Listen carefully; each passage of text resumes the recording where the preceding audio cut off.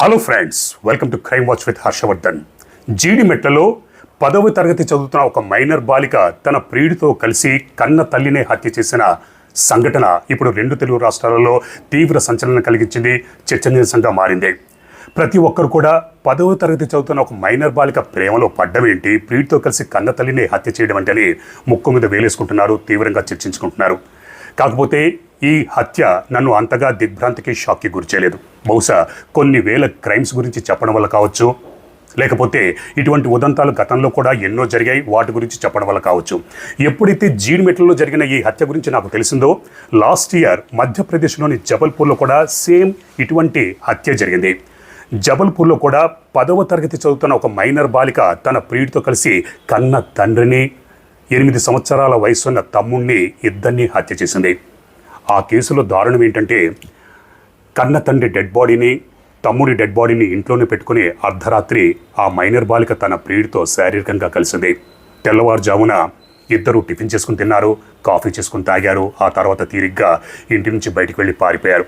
పోలీసుల్ని దాదాపు 3 నెలల పాటు ముప్పు తిప్పలు పెట్టి అప్పుడు పట్టుబడ్డారు. ఇక్కడ జీడిమెట్ల కేసులో నిందితులు వెంటనే పట్టుబడ్డారు, పోలీసులు వెంటనే నిందితులు పట్టుకున్నారు. ఇక్కడ ఈ కేసు గురించి మాట్లాడుకోవాలంటే, కన్న తల్లి పేరు అంజలి. అంజలికి 20 సంవత్సరాల క్రితం పెళ్ళయింది, ఒక కూతురు పుట్టింది. తర్వాత భర్త చనిపోయాడు. అప్పుడు అంజలి రెండో పెళ్లి చేసుకుంది. రెండో భర్త ద్వారా ఒక కూతురు పుట్టింది. దురదృష్టవశాత్తు లాస్ట్ ఇయర్ రెండో భర్త రోడ్ యాక్సిడెంట్లో చనిపోయాడు. ఇక అప్పటి నుంచి 2 కూతుళ్ల భారం తల్లి మీద పడింది.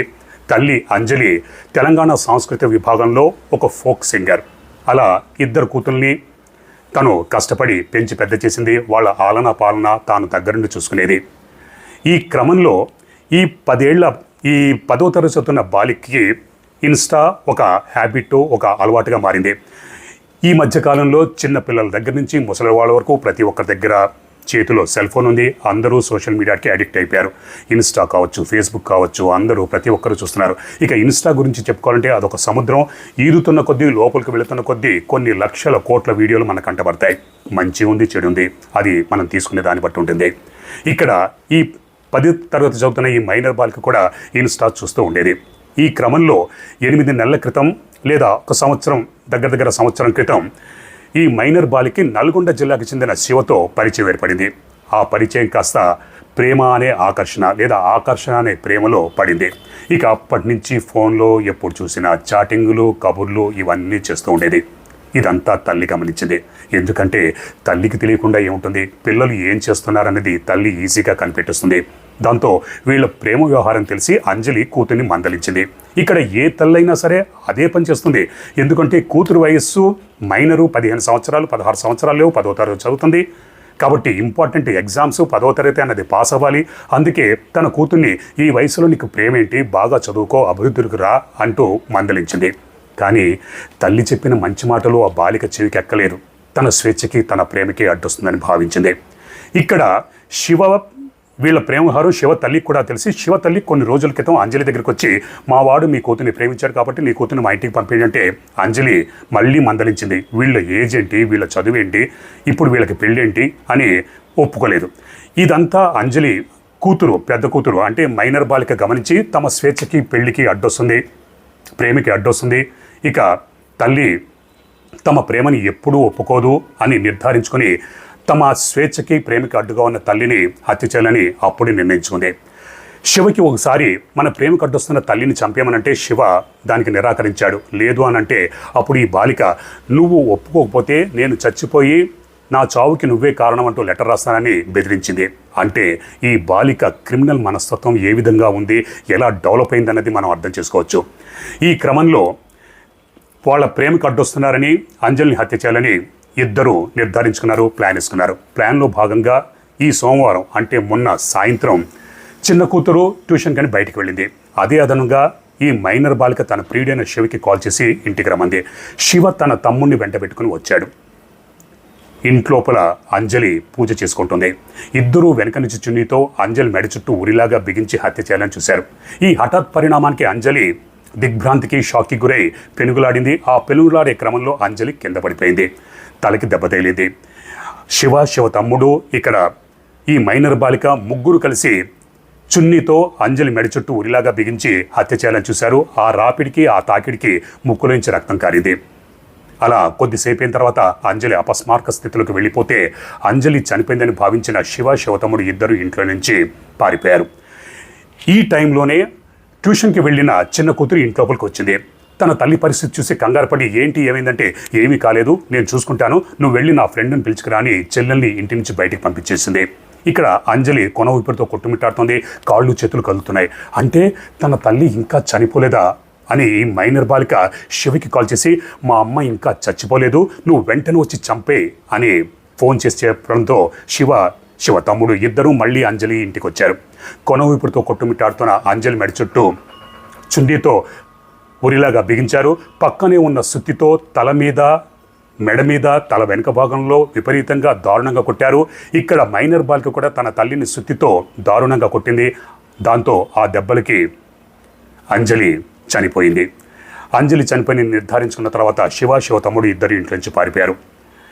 బయటికి వెళ్ళిన చిన్న కూతురు వచ్చింది. రక్తపు మడుగులో పడి ఉన్న తన తల్లి శవాన్ని చూసి దిగ్భ్రాంతికి షారుకి గురై ఏం జరిగిందని అడిగితే ఏం కాలేదు, నువ్వు ఈ విషయం బయటకు చెప్పావంటే నిన్ను కూడా చంపేస్తానని ఆ మైనర్ బాలిక తన చెల్లెల్ని బెదిరించింది. అంటే క్రిమినల్ ఆమె మైండ్ సెట్ ఎలా మారిపోయింది అనేది మీ ఊహకే వదిలేస్తున్నాను. ఈ లోపల చిన్న కూతురు అరుపులు, కేకలకి, ఏడుపులకి ఇరుగు పొరుగు వారు వచ్చారు. కనిపించిన దృశ్యం చూసి దిగ్భ్రాంతికి షాక్కి గురారు. పోలీసులకు సమాచారం అందించారు. పోలీసులు వచ్చారు. సీన్ ఆఫ్ అఫెన్స్ని బట్టి హత్య అని ఈజీగా పోలీసులకు తెలిసిపోయింది. అంజలి డెడ్ బాడీని పోస్ట్మార్టం నిమిత్తం ప్రభుత్వ ఆసుపత్రికి పంపించారు. ఆ తర్వాత పెద్ద కూతుర్ని అదుపులోకి తీసుకున్నారు. పోలీసులు పెద్ద కూతురు చేత నిజాన్ని క్షణాల్లోనే రాబట్టారు. ఎందుకంటే ఈ మైనర్ బాలికకి క్రిమినల్ చరిత్ర ఏమీ లేదు. ఆ మైనర్ బాలిక చేత నిజం చెప్పించడం పోలీసులకి ఎంతసేపు, క్షణాల్లో నిజాన్ని బయటకి కక్కించారు. దాంతో పోలీసులు ప్రియుడైన శివ తమ్ముడిని ఇద్దరిని అదుపులోకి తీసుకున్నారు. ముగ్గురిని ప్రస్తుతానికి జైలుకి పంపించారు. కాకపోతే ఇక్కడ ఇద్దరు మైనర్లు, ఒకడు మేజర్. శివ మేజర్ కాబట్టి సాధారణ జైల్లోకి వెళ్ళాడు. ఇక్కడ మైనర్లు కాబట్టి జువెనైల్ హోమ్కి తరలించారు. ఈ సంఘటన సోషల్ మీడియా ద్వారా తెలుసుకున్న ప్రతి ఒక్కరు కూడా ఈ ముగ్గురిని కఠినంగా శిక్షించాలి, ఉరి తీయాలి, జీవిత ఖైదు విధించాలి. ఒక కన్న కూతురు పట్టుమని 15-16 సంవత్సరాలు లేవు, అప్పుడు ప్రేమలో పడి కన్న తల్లినే ప్రియుడితో కలిసి హత్య చేయడం ఏంటి, ఇది చాలా దారుణమైన సంఘటన అని ప్రతి ఒక్కరూ ఆగ్రహంతో ఊగిపోతున్నారు. ఈ ముగ్గురికి కఠినమైన శిక్ష విధించాలని ప్రతి ఒక్కరూ డిమాండ్ చేస్తున్నారు. వాళ్ళ డిమాండ్లో, వాళ్ళ కోపానికి, వాళ్ళ ఆగ్రహానికి అర్థం ఉంది. కాకపోతే ఇక్కడి నుంచే అసలు కథ మొదలవుతుంది. ఎందుకంటే గతంలో అనేక కేసులు ఇటువంటివి జరిగాయి. ఇక్కడ మైనర్లు అవ్వడం వల్ల వీళ్ళు నేరం చేస్తే మ్యాక్సిమం పనిష్మెంట్ 3 సంవత్సరాలు. జువెనైల్ యాక్ట్ ప్రకారం మైనర్లు తీవ్రమైన నేరాలు చేసినా కూడా మ్యాక్సిమం పనిష్మెంట్ 3 సంవత్సరాలు. ఇక్కడ ఈ మైనర్ బాలిక వయస్సు 15-16 సంవత్సరాలు, అంటే మరి జువెనైల్ యాక్ట్ కిందకు వస్తుంది. అలాగే శివ తమ్ముడు కూడా మైనరే, 18 సంవత్సరాలు బార్డర్లో ఉన్నాడు. శివ వయస్సు 19 సంవత్సరాలు కాబట్టి మేజరు.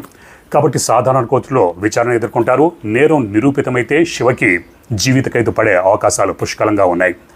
ఉరి శిక్ష పడే అవకాశాలు చాలా తక్కువగా ఉన్నాయి. ఎందుకంటే రేరెస్ట్ ఆఫ్ రేర్ కేసు కింద కోర్టు పరిగణిస్తేనే ఉరి శిక్ష విధించే అవకాశం ఉంటుంది. మరి ఈ మైనర్ బాలిక కన్న తల్లిని సుత్తితో కొట్టి హత్యలో పాల్గొంది, హత్య చేసింది. మరి ఈ మైనర్ బాలికను కూడా తీవ్రంగా శిక్షించాలని ప్రతి ఒక్కరు అంటున్నారు. కాకపోతే ఇక్కడ మైనర్ అయిపోయింది.